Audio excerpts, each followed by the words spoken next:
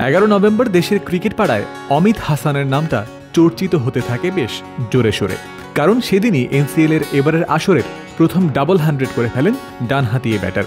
বাংলাদেশের ক্রিকেটে অমিত হাসানের নাম হয়তো এখনো খুব বেশি পরিচিত হয়ে ওঠেনি, তবে প্রতিযোগিতামূলক ক্রিকেটে অভিষেকের পর থেকে অনেকটা ধারাবাহিকভাবেই রান করে চলেছেন এই উইকেট কিপার ব্যাটার।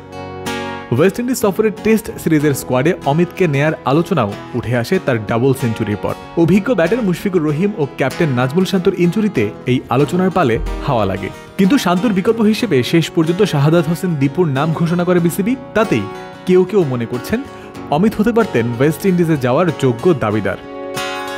যদিও অমিত হাসানকে ওয়েস্ট ইন্ডিজের মতো কঠিন জায়গায় হঠাৎ করেই টেস্ট ক্যাপ পরিয়ে দিয়ে অগ্নি পরীক্ষার অনুভূতি দিতে চায় না ক্রিকেট বোর্ড। 23 বছর বয়সী এই ক্রিকেটারকে না নেয়ার কারণ ব্যাখ্যা করতে গিয়ে বিসিবির নির্বাচক হান্নান সরকার জানিয়েছেন, তাড়াহুড়ো নয়, পর্যাপ্ত সুযোগ দিয়ে ভালোভাবে তৈরি করে তারপরেই অমিতকে জাতীয় দলের বিবেচনায় আনতে চান তারা। পারফর্ম করছে তাদেরকে আপনি কঠিন একটা মঞ্চে নিয়ে ফেলে বিপদে ফেলার আগে তাকে আরও কীভাবে আমরা ইন্টারন্যাশনাল মানে প্লেয়ার বানিয়ে নিতে পারি সেটা নজর দিতে হবে। আপনার এখানে বলার বা লুকোচুরির কিছু নেই, আমাদের ডোমেস্টিক এবং ইন্টারন্যাশনাল খেলার মধ্যে বেশ একটা ভালো পার্থক্য রয়েছে। এটা কিন্তু আপনি সবসময় লক্ষ্য করবেন, ডোমেস্টিকে অনেক পারফর্মার ইন্টারন্যাশনাল ক্রিকেটে যে খুব স্ট্রাগল করছে আমরা দেখেছি, হয়তো সার্ভাইভ করতে পারেনি, খুব স্ট্রাগল করেছে, 1-2 ম্যাচ খেলার পরে তাকে নিয়ে আবার অন্য চিন্তা করতে হয়েছে। সো অমিত এমন একজন প্লেয়ার যাকে আমরা দেখছি রেগুলার রান করছে, তাকে আমরা রেডি করার প্রসেসের মধ্যে রেখেছি। স্প্রেতে বদলে দিন অ্যাঞ্জেলিক ফ্রেশ এয়ার ফ্রেশনার, সুবাসিত ঘরে সব ভাল লাগে। আন্তর্জাতিক পর্যায়ে অমিতকে প্রস্তুত করে আনার দিকেই মনোযোগী ক্রিকেট বোর্ড, সেইভাবে কাজও করে চলেছে বিসিবি। গেল কয়েক বছর যাবৎ হাই পারফরম্যান্স ইউনিটে তাকে রেখে পরিচর্যা চালিয়ে যাচ্ছে বিসিবি। হান্নানের ভাষ্যমতে খুব দূরে নয়, জাতীয় দলের কাছাকাছিই রয়েছেন অমিত। ডোমেস্টিকে পারফর্ম করার পরে সে তার নেক্সট স্টেজটা হচ্ছে এইচপিতে আসা বা নেক্সট প্রোগ্রামের মধ্যে আসা।